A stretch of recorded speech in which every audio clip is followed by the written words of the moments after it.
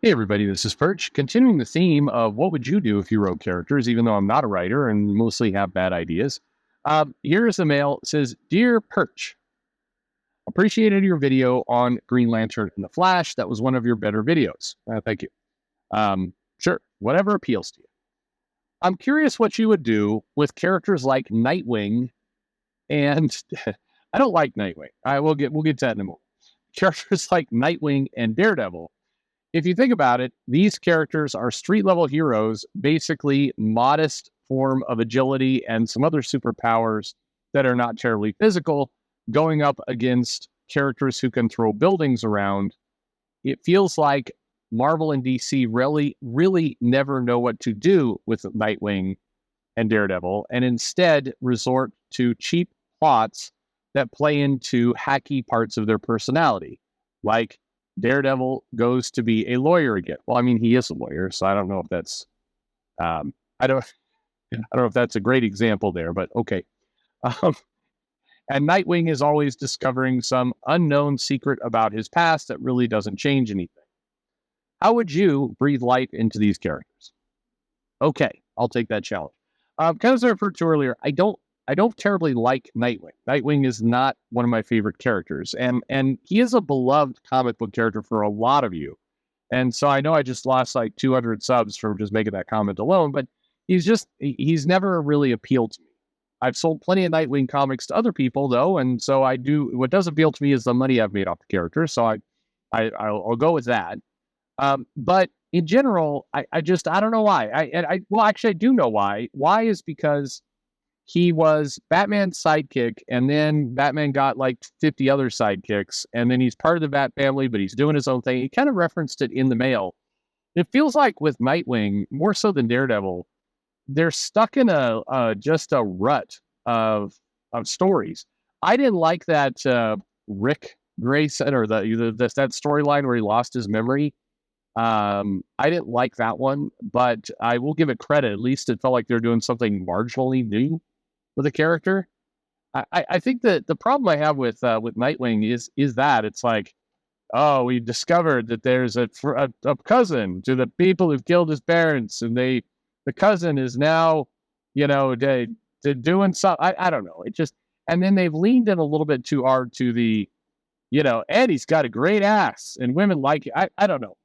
I think that's probably why I'm interested in the character because Nightwing to me feels very one dimensional. He doesn't have to be. Daredevil to a lesser extent does too. I mean, I've read some amazing runs. The Nascenti run on Daredevil, I was like the Frank Miller run. I think there's been good runs. I appreciated Mark Waid doing the lawyer bit that he did. But in general, I think this is what I would do, and I'm going to give you a very general plot that I think would work with both.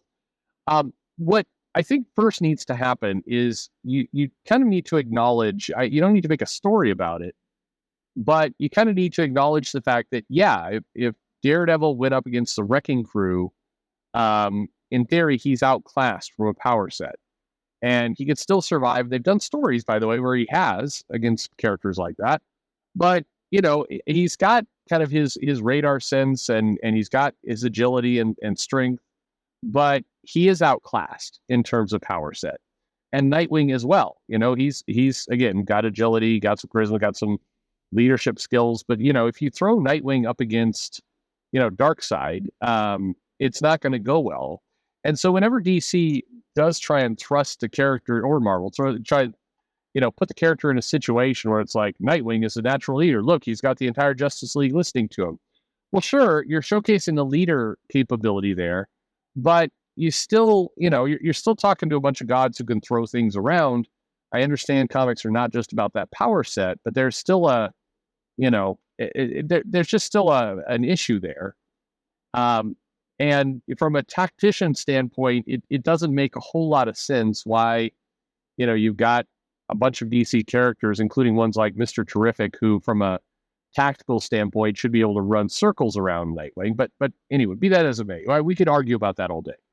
The storyline I would do really first involves setting up a villain or a threat to them that is significant, that's probably above their natural ability, but come up with a reason why Nightwing and Daredevil are the right ones to try and stop them. Why they're the ones who have to get involved in this. Maybe it's because the heroes are all dealing with different threats. Maybe there's something that it's personally held. I would definitely not with either one of them touch a long family connection or any of that kind of stuff. Just I would take it more to a moral level. Like, the villain has, this serial killer. Actually, this is what I would do for Daredevil.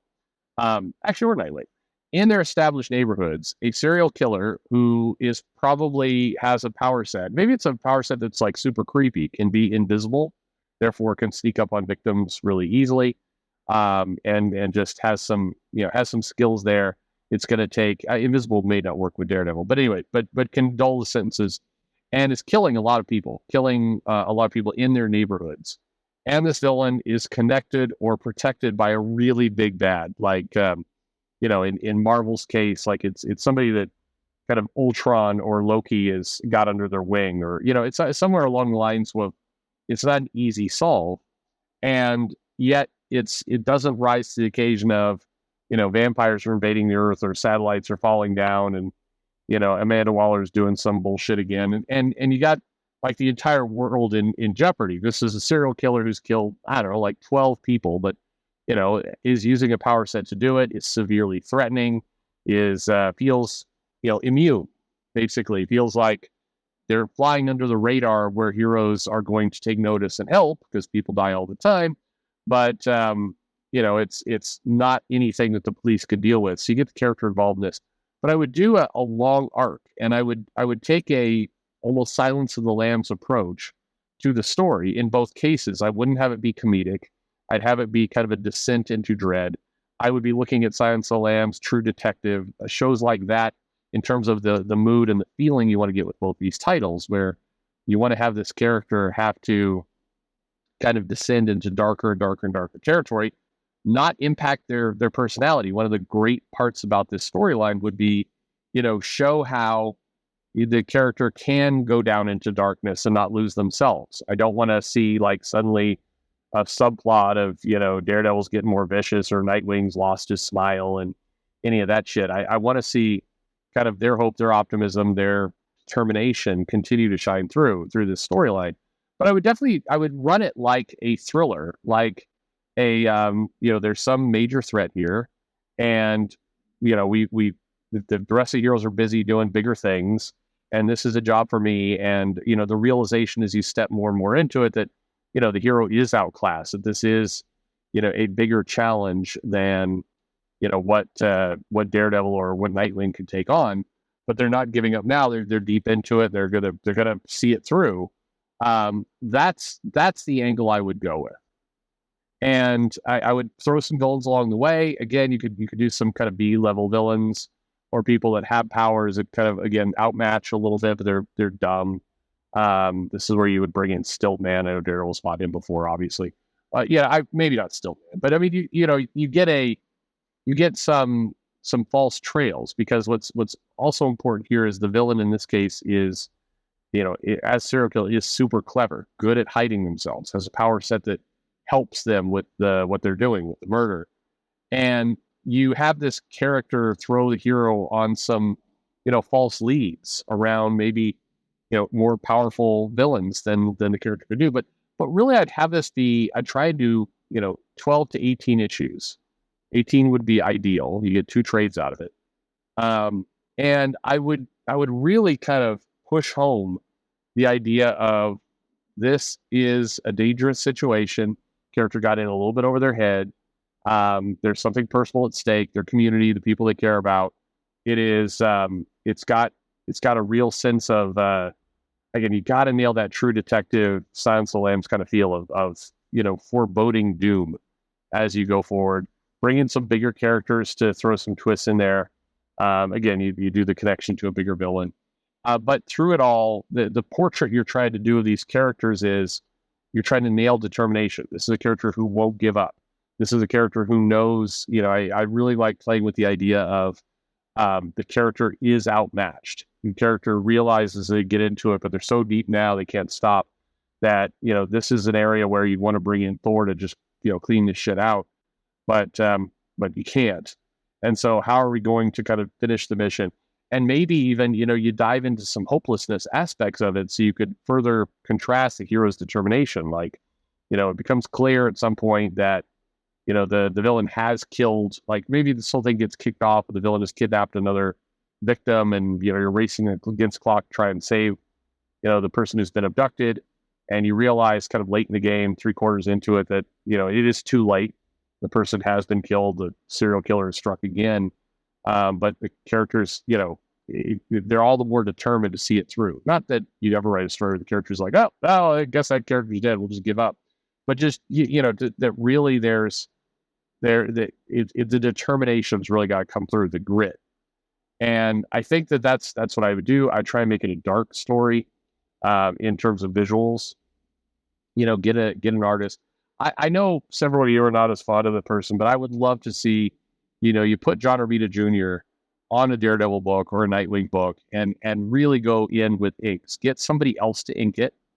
Get your Klaus Janson to ink it, for example, and then color it dark and just really have it be this is the story of what it would be like to have a mildly superpowered serial killer who's truly sadistic, truly evil, truly haunting, and the mission and the task of the character to overcome it.